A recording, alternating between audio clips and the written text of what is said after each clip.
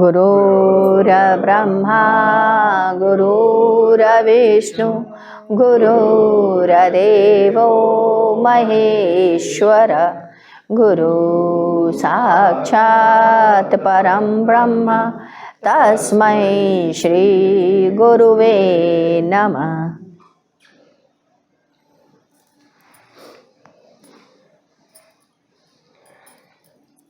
2 अगस्त सन 1994। जब हम साधना के क्षेत्र में आते हैं तो मनः स्थिति से ऊपर आज्ञा स्थिति है। जब इसके ऊपर बढ़ते हैं तब विवेक क्षेत्र आता है। यहीं पर छाटने की इच्छा होती है।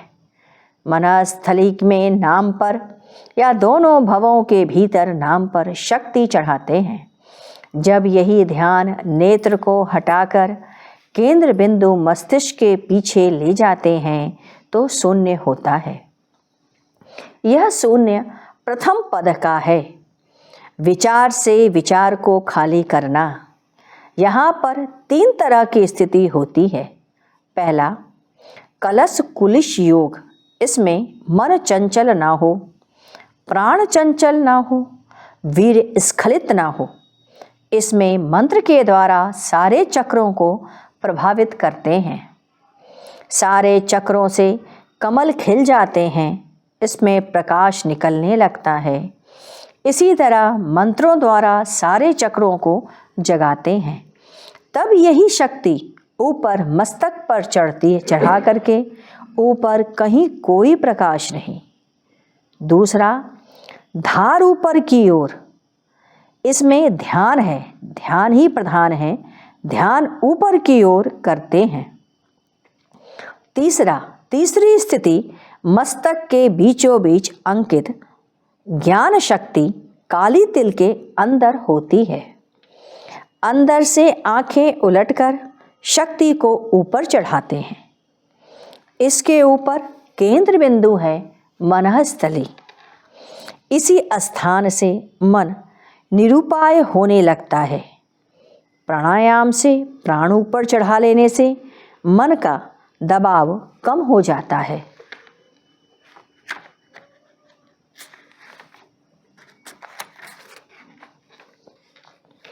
इसके बाद हम सब लोगों ने कीर्तन किया, गोविंद माधव हरि हरि बोल।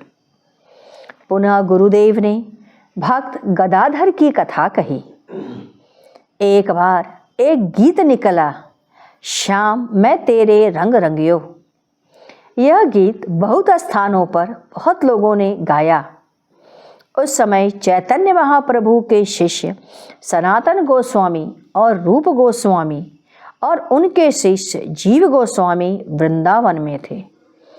उनके समय ही गदाधर भट्ट भी हुए थे।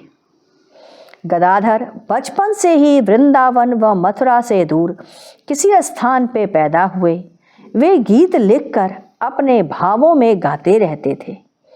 वे अपने भाव में से जो दृश्य देखते उसी पर गीत लिखते।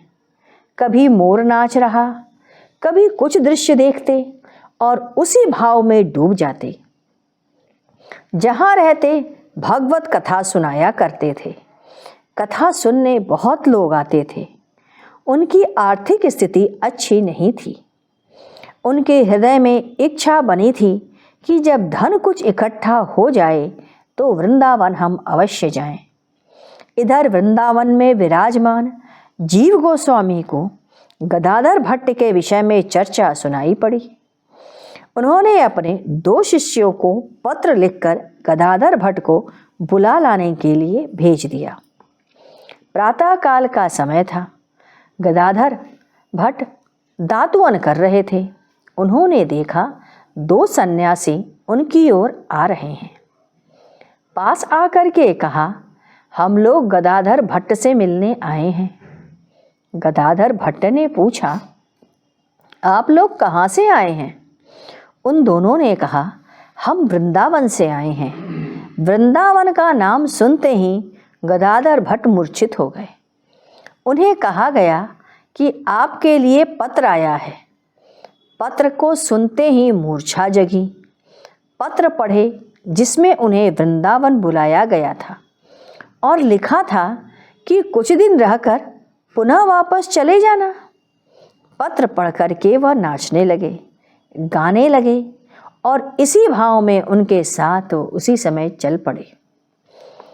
घड़ा तो पहले ही भरा था, उसमें अमृत की कुछ बूंदें पड़ गई, वह और भी रसमय हो गया। एक ज्ञान से भरा जीव गोस्वामी, दूसरा भक्ति से ओतप्रोत, दोनों भावुक हो उठे। अब गदाधर वहीं रहने लगे, बड़े ही भाव से रसमय कथा सुनाते, गीत लिखते रहते। उनकी कथा को सुनने भीड़ इकट्ठा हो जाया करती थी। उनकी कथा में भगवान कृष्ण भी बालक के रूप में उपस्थित रहते थे।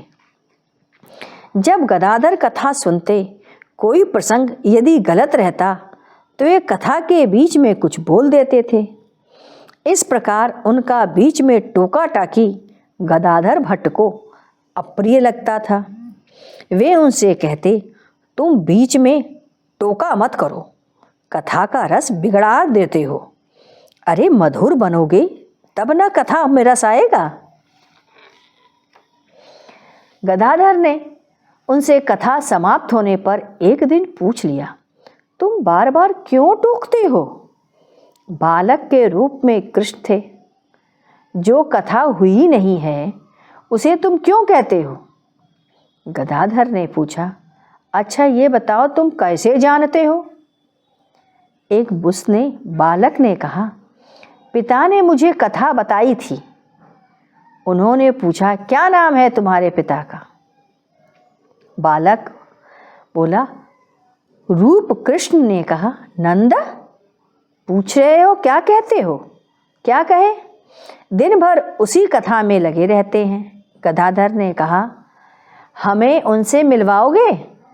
जब काफ़ी वार्तालाप हो गई तब गदाधर ने कहा, अच्छा मैं अपनी कथा में वही कहूँगा जो किताब और शास्त्रों में लिखा है।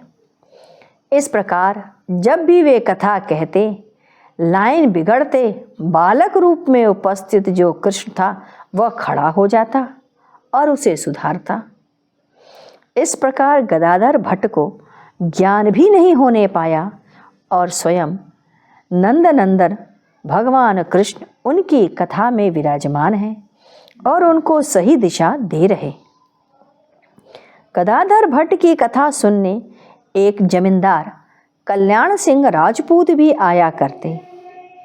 ज्यों ज्यों कथा सुनते जा रहे थे, उनको सनय सनय वैराग्य होता जाता। वे सोचने लग गए, धन से सुख नहीं, अब उनकी घर वापस जाने की इच्छा नहीं होती। किंतु उनकी पत्नी सांसारिक वासनाओं से ओतप्रोत थी। वह नहीं चाहती थी कि पति भगवान की ओर उन्मुख हो जाए। जब उन्होंने देखा पति पूर्ण रूप से वैरागी होता जा रहा है, तो सोचने लगी, जब तक यह पंडित रहेगा तब तक इनके ऊपर वैराग्य का भूत सवार रहेगा। यदि पंडित ही कलंकित कर दिया जाए तो हो सकता है इसका विचार और व्यवहार बदल जाए। आइए हम लोग गुरु कीर्तन करते हैं, आगे की कथा फिर पढ़ेंगे। ओम गुरु ओम गुरु ओम गुरुदेव, जय गुरु जय गुरु जय गुरुदेव। ओम गुरु ओम गुरु ओम गुरुदेव, जय गुरु जय गुरु जय गुरुदेव। ओम गुरु ओम गुरु ओम गुरुदेव, जय गुरु जय गुरु जय गुरुदेव। ओम गुरु ओम गुरुदेव, जय गुरु जय गुरु जय गुरुदेव। ओम गुरु ओम गुरु ओम गुरुदेव, जय गुरु जय गुरु जय गुरुदेव।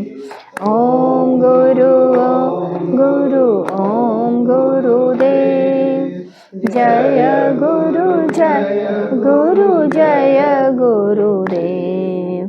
बोलिए सद्गुरुदेव महाराज की जय। सद्गुरु तुम्हें शत शत नमन। सद्गुरु तुम्हें शत शत नमन। सद्गुरु तुम्हें शत शत नमन।